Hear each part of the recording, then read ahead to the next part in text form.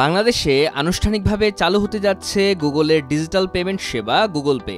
সংশ্লিষ্ট সূত্রগুলো the business স্ট্যান্ডার্ডকে জানিয়েছে, আগামী 1 মাসের মধ্যেই দেশের ডিজিটাল লেনদেন ব্যবস্থায় এই সেবার কার্যক্রম শুরু হতে যাচ্ছে।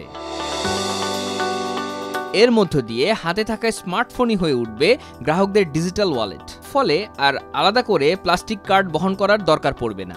আকাশপথে যাতায়াত থেকে শুরু করে কেনাকাটা কিংবা সিনেমা সবকিছুতেই মোবাইল ফোনেই হবে লেনদেন।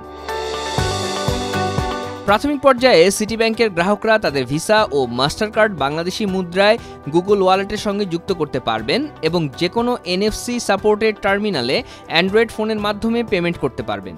তবে ধাপে ধাপে দেশের অন্যান্য ব্যাংকও এই সেবায় যুক্ত হবে বলে আশা করা হচ্ছে। এতদিন দেশের ব্যাংকিং কাঠামোর সাথে গুগল ওয়ালেটের সমন্বয় না থাকায় বাংলাদেশে এই সেবা চালু করা সম্ভব হয়নি। তবে প্রযুক্তিপ্রেমী শহুরে ব্যবহারকারীদের মধ্যে NFC পেমেন্টের চাহিদা দিন দিন বাড়ছে। এই উদ্যোগ দেশের আর্থিক লেনদেনের খাতে এক নতুন অধ্যায়ের সূচনা করবে। সিটি ব্যাংক ও গুগল একসঙ্গে এই প্রকল্প বাস্তবায়নের দায়িত্ব নিয়েছে। চালু হলে ব্যবহারকারীরা কন্ট্যাক্টলেস পয়েন্ট অফ সেল টার্মিনালে সহজেই ট্যাপ অ্যান্ড পে পেমেন্ট করতে পারবেন, যা তাদের কেনাকাটাকে করবে আরও দ্রুত, নিরাপদ ও আধুনিক। ডিজিটাল ওয়ালেট সেবাগুলো সাধারণত স্পর্শকাতর আর্থিক তথ্য ও লেনদেন পরিচালনা করে। তবে সংশ্লিষ্ট সূত্রের মতে গুগল ওয়ালেট ব্যবহারকারীর তথ্য সংরক্ষণ করবে না, তাই অ্যাপ চালুর জন্য বাংলাদেশ ব্যাংকের সরাসরি অনুমোদনের প্রয়োজন নেই।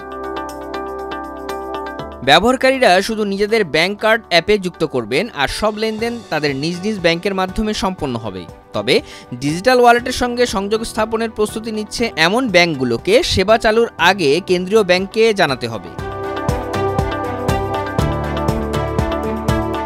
গুগল ওয়ালেট সাধারণত ব্যবহারকারীদের কেনাকাটা, অনলাইন পেমেন্ট বা ব্যক্তি থেকে ব্যক্তি ট্রান্সফারের মতো লেনদেনে কোনো চার্জ করে না, যদি তারা নিজের ব্যাংক অ্যাকাউন্ট বা ডেবিট কার্ড ব্যবহার করেন।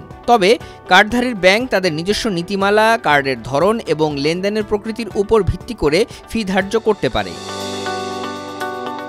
উদাহরণস্বরূপ, যদি লেনদেনটি আন্তর্জাতিক গেটওয়ের মাধ্যমে হয় অথবা বিদেশি মুদ্রা জড়িত থাকে, তাহলে ব্যাংকগুলো সাধারণত 1 থেকে 3% পর্যন্ত বিদেশি লেনদেন ফি নিতে পারে। বাংলাদেশে যেসব লেনদেন স্থানীয় অর্থাৎ দেশের ভেতরে হয়, সেখানে সাধারণত কোনো অতিরিক্ত ফি নেওয়া হয় না।